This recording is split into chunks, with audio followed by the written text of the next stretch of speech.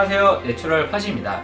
오늘은 제가 9개월 전에 제작했던 이 작은 팔로다리움을 새롭게 만들어 보려고 합니다. 지금은 흔히 말하는 풀통처럼 되어 버렸는데요. 제가 관리를 소홀하게 한 것이 가장 큰 원인인 것 같습니다. 그래서 오늘 이 안에 있는 모든 것들을 다 걷어내고 이 황호석을 사용해서 테라리움을 만들어 보려고 합니다. 자, 그럼 지금부터 한번 만들어 볼까요?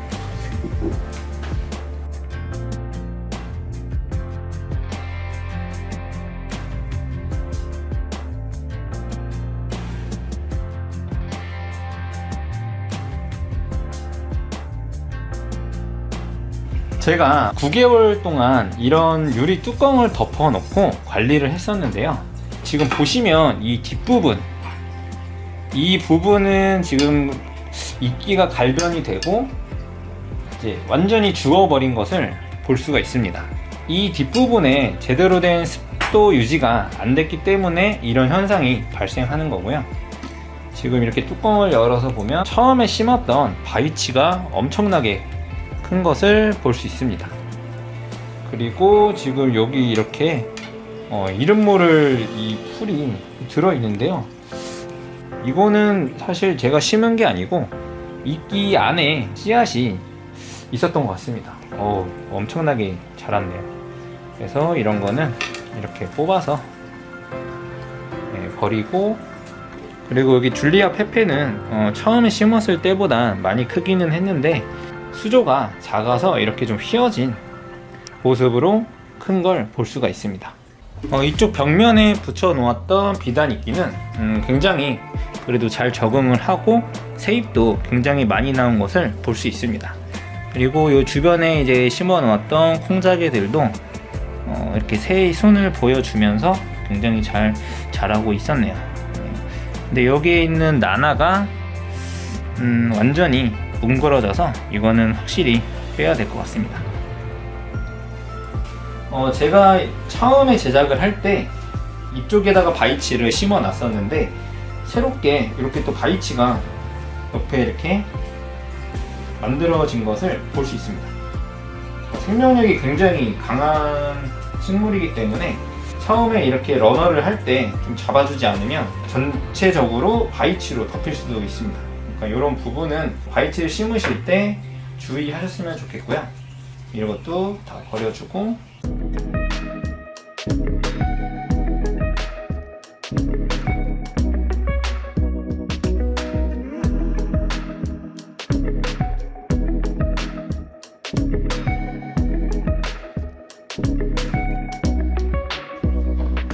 그리고 많이들 궁금해 하시는데 이 플로랄 폼이 어떻게 됐는지에 대해 궁금해 하실 것 같아서 이렇게 보여드리면 크게 뭐 부패되거나 그런 거는 없고요. 그냥 이제 처음에 했던 모습 그대로 유지되고 있습니다. 그래서 플로랄 폼을 사용하셔서 팔로다리움을 만들 때 참고하시면 좋을 것 같고요. 이렇게 따로 곰팡이가 쓸거나 하는 부분은 거의 없습니다.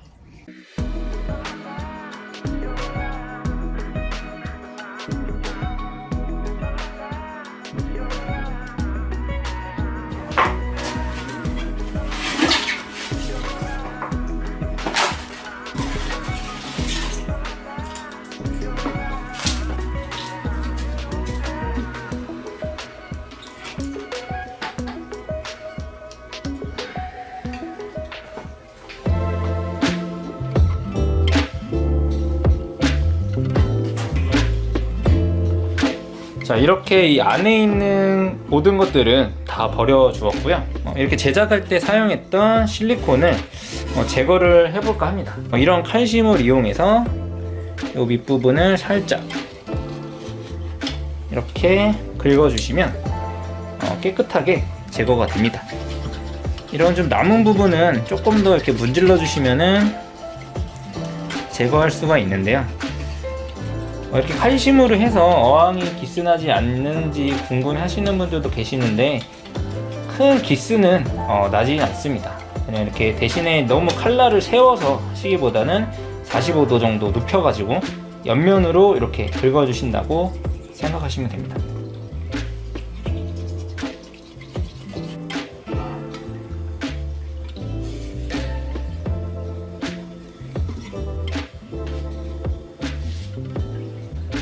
이렇게 해서 유리수조 안을 깨끗하게 정리를 좀 해봤고요. 이 안에 이제 황호석을 이용해서 테라리움을 만들어 보려고 합니다.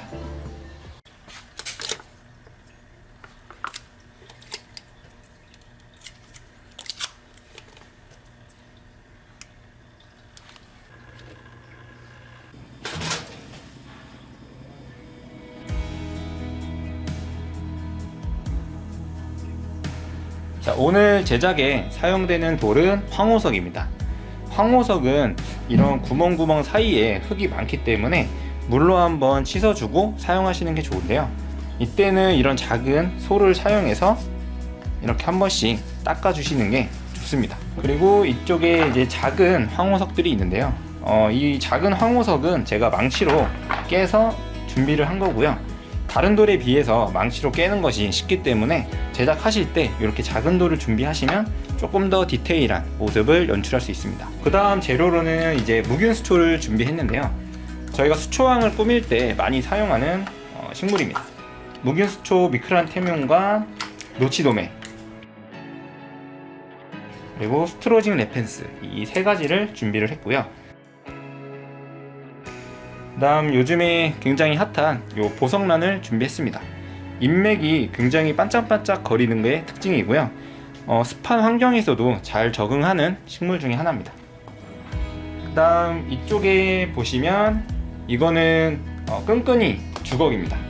제작하는 테라리움 안에 넣어 줄 건데 뿌리파리로 고민을 하시는 분들한테는 이렇게 식충식물을 심어서 방지하는 것도 굉장히 좋은 방법이 될 것 같습니다.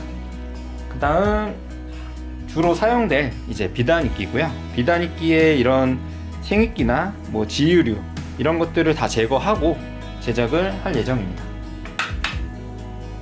그리고 제가 한 3개월 이상 축양을 했던 이 꼬리 이끼인데요. 처음 잎보다는 좀 얇게 자라기는 했는데 그래도 이렇게 촘촘하게 자란 모습이 예뻐서 오늘 테라리움에 사용해 보려고 합니다. 오늘 배수충에 사용할 재료는 난석입니다. 이렇게 난석을 밑에 깔아주는데 난석 대신에 사용할 수 있는 재료는 화산사나 콜라이트, 마사토를 사용하셔도 무방합니다. 난석은 보통 1에서 1.5cm 정도만 깔아주셔도 괜찮고요.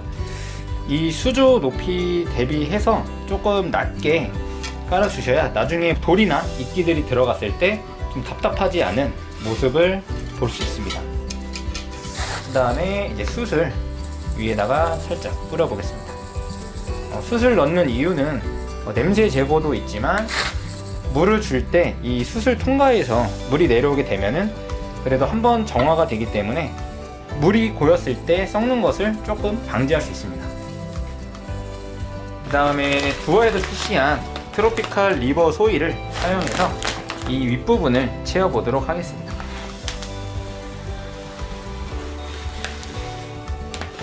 일단 한 번에 다 넣기보다는 조금씩 넣으신 후에 돌을 배치하면서 빈 부분을 채워주시면 좋고요. 이렇게 앞쪽은 최대한 얇게 깔아주시면 표현할 수 있는 공간이 좀 넓어집니다. 트로피칼 리버 소일은 입자가 굉장히 다양하기 때문에 뿌리들이 초반에 자리를 잡는데 도움을 주는 흙입니다.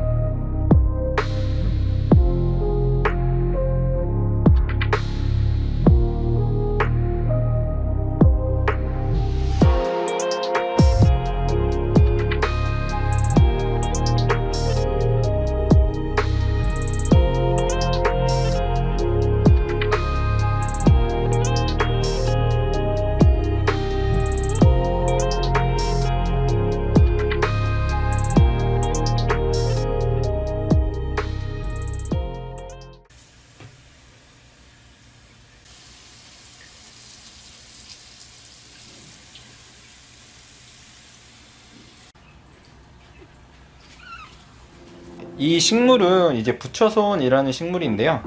이 안쪽에서 새순이 계속 나오기 때문에 이 뒷부분에 오래된 잎들은 잘라주고 식재하는 것이 좋습니다. 이렇게 가위로 과감하게 잘라주시면 되고요.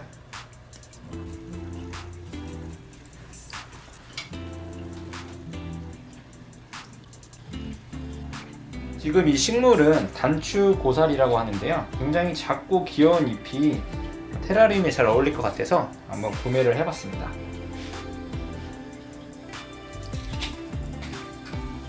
오늘 사용하는 비단 이끼를 이제 손질해 볼 건데요. 테라리움 안에 곰팡이가 생기는 이유가 여러 가지가 있지만 그 중에 하나가 이 비단 이끼 안에 있는 이런 나뭇가지들이 부패가 돼서 생기는 경우도 있습니다. 그래서 사용하시기 전에는 이렇게 조금씩만 쪼개서 이런 잎들도 좀 제거를 해주시고요. 그리고 핀셋을 이용해서 이런 나뭇가지들을 빼주시는 게 나중에 곰팡이 예방에 도움이 됩니다.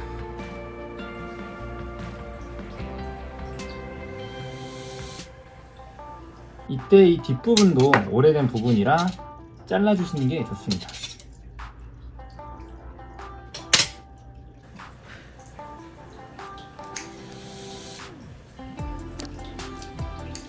이 무균수초도 식재할 수 있게 준비를 하려고 하는데요. 보시면 이 안에 이렇게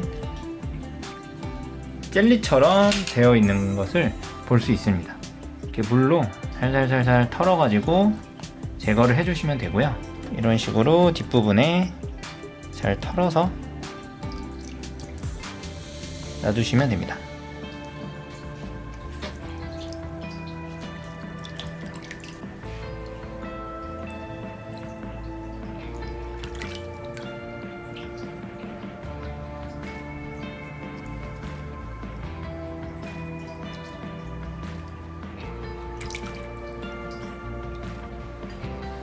자, 꼬리끼를 사용하기 전에 이 뒷부분을 이렇게 잡아주시고 그 다음에 가위로 이 오래된 부분을 잘라주는 것이 좋습니다.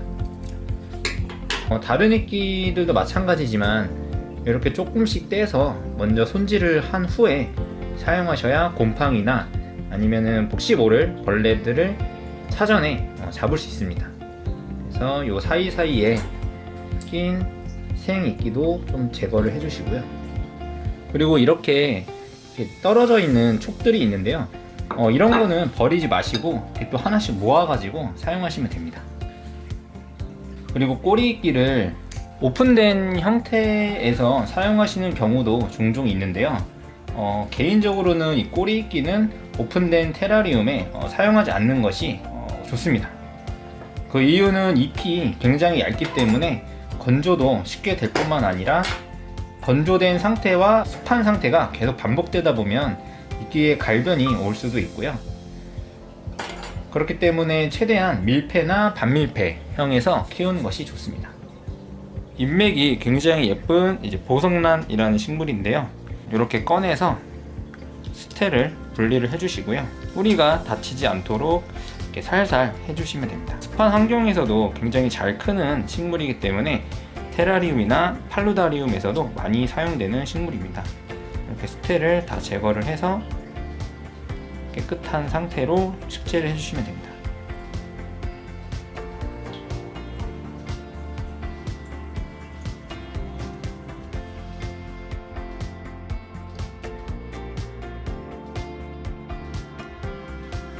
이렇게 돌 사이에 이제 이 노치도매를 심어 볼 건데요. 무균수초로 나오는 노치도매는 이렇게 살짝 쪼개서 심어 주시면 됩니다.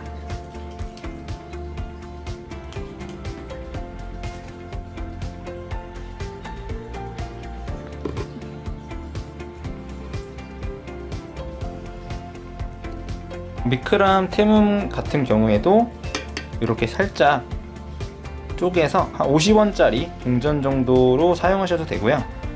이렇게 작은 사이즈로 심어 주시면 옆으로 러너하는 모습을 볼 수 있습니다. 이거를 예쁘게 좀 만들기 위해서는 한 곳에 이제 뭉태기로 심기보다는 조금 띄엄띄엄 해서 심어 주시는 게 나중에 한 달 이후에 더 이쁜 모습을 보실 수가 있습니다.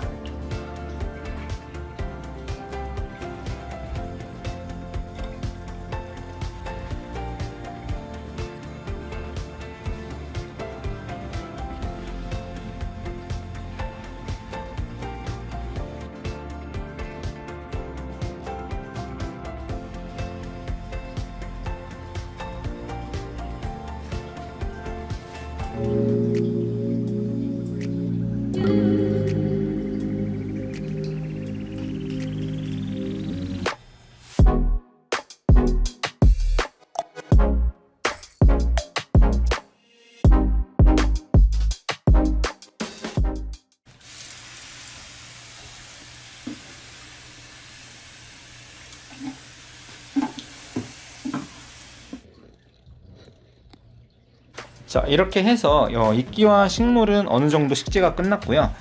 이제 조금 특별한 식물을 하나 심어 볼 건데요. 끈끈이 주걱이라고 하는 식충식물입니다. 보통 화원이나 인터넷에서 구매를 하시면 이렇게 포장이 돼서 오는데요. 이대로 키우셔도 상관이 없지만 이 친구들은 지금 굉장히 서로 얽혀 있는 상태입니다. 그래서 이 얽혀 있는 것을 조금 풀어준 후에 부분 식재해 주시는 게 키우는데 조금 도움이 됩니다. 자, 이렇게 한 덩어리로 보이는데요. 이거를 살살살 옆으로 빼면은 이렇게 한쪽씩 나눠집니다. 이렇게 새끼 촉도 보이고요. 이 작업을 하실 때는 핀셋을 사용하는 것이 굉장히 편리하고 좋습니다. 이렇게 새끼 촉들이 굉장히 많이 나오고 있죠. 한 덩어리에서 굉장히 많은 촉들이 나눠지는 것을 볼 수 있습니다. 습한 환경에서도 적응을 잘 하기 때문에 테라리움 안에 이끼와 함께 사용하기도 좋은 식물이고요. 뿌리파리 때문에 고민하시는 분들한테 추천해드리고 싶은 식물 중 하나입니다. 이렇게 작은 촉을 하나씩 심어 놓으면 그래도 뿌리파리를 조금이라도 잡을 수 있을 것 같습니다.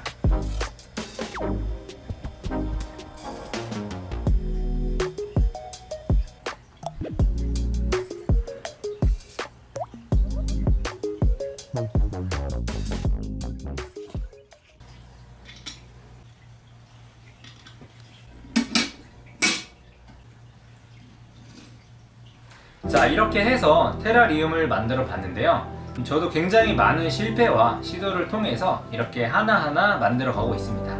이끼와 식물은 시간의 지남에 따라 굉장히 다양한 모습으로 변하는데요. 이러한 모습들이 사람들에게 힐링을 선물해 주지 않을까 생각을 합니다. 저는 앞으로 더 많은 정보와 노하우를 가지고 찾아뵙겠습니다. 감사합니다.